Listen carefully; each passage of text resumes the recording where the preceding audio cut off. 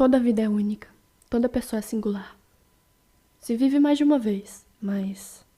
e se essa for a minha última?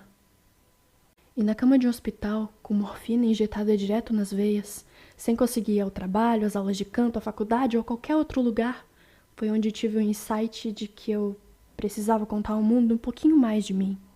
Eu me sinto fora desse universo. E sempre foi assim. Ninguém nunca ficou muito tempo por perto. Eu era esquisita demais, falava demais sobre o mesmo assunto e com voz alta. Me vestia de outra forma e odiava o uniforme da escola. Sentia minhas asas serem quebradas porque eu queria me expressar de maneira diferente e os adultos me olhavam com desgosto. Gostava de ter o cabelo de todas as 7 cores do arco-íris, em cortes não convencionais, e andava com um ursinho de pelúcia, o Totó, para todos os 4 cantos. Era ruim em esportes, pior ainda em socializar. Eu sabia português, matemática, mas gostava mais de arte, e sempre foi assim. Mudei de cidade muitas vezes, e não tinha muitas raízes em lugar algum. Sempre fui do mundo, mas do meu próprio, não desse outro. Na escola não tinha espaço para uma mente como a minha. E não é que eu fosse melhor do que qualquer um ali. É só que eu era diferente. E não tinha vontade incessante de parecer como as outras crianças.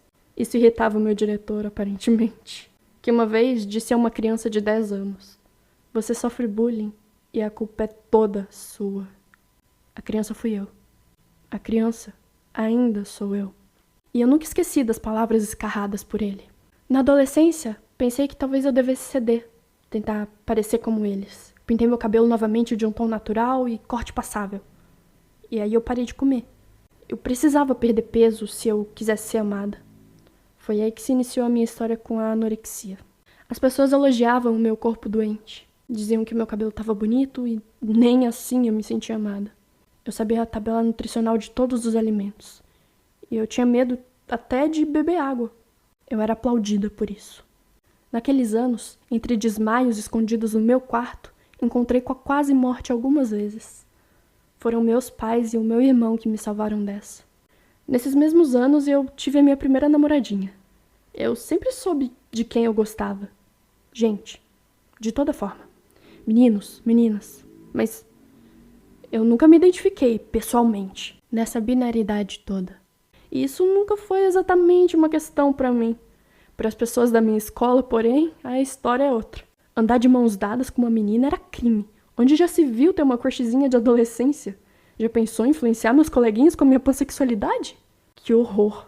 Ainda na época de escola, lembro de passar pelos corredores e ver cartazes de aprovações em faculdades de renome.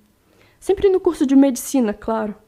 Talvez engenharia ou direito num dia de sorte. O medo de não haver espaço para mim era excruciante. Lembro de contar aos meus professores que havia ingressado na UFSC para o ano de 2023 e receber sorrisos tortos ao contar que o curso era artes cênicas. Entre as coxias do Teatro Fênix, lá em Apucarana, foi onde tive a certeza pela primeira vez de que talvez eu tivesse sim um lugar no mundo. Eu precisava seguir nesse caminho. Aí eu comecei a dançar mais, cantar mais, atuar mais. Falar em canto?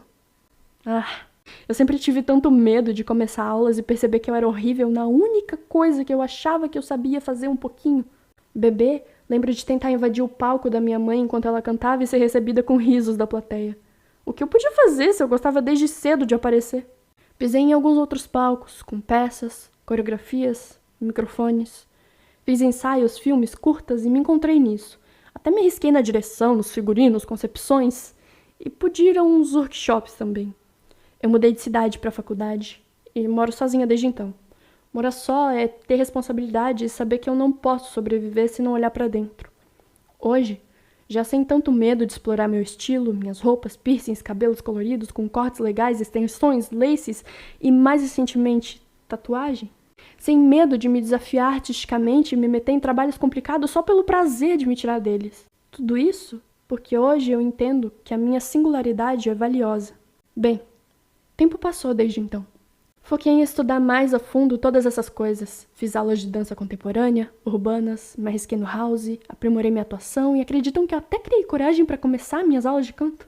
Sou muito grata à minha professora, inclusive, por me mostrar todos os dias que esse caminho é complicado, mas não é impossível.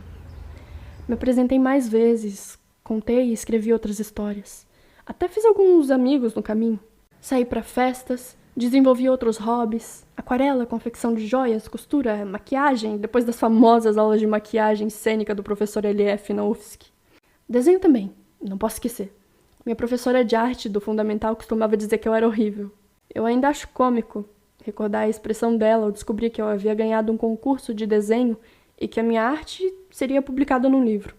Enfim, recentemente eu comecei a decorar o AP do meu jeitinho, assumir meus gostos, ir a shows de artistas que eu admiro e viver mais por mim, como eu fazia quando era menor. Porque, pasmem, talvez essa seja a minha última vida. E ninguém realmente se importa tanto assim. E em meio a esse processo de me reconectar comigo, veio aquele papel, um diagnóstico. TEA, transtorno do espectro autista. Que alívio eu senti. Ufa! Eu não nasci quebrada.